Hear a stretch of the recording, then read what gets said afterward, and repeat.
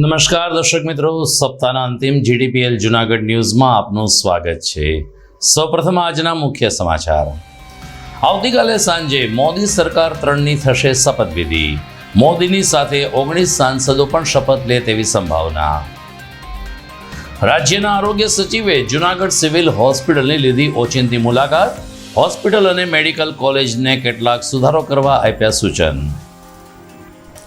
ચોમાસા પહેલા મેન્ટેનન્સનું કામગીરી કરવાની થતી હોય ગિરનાર રોપવે 10 દિવસ બંધ રહેશે। 11 જૂનથી 20 જૂન રોપવે રહેશે બંધ।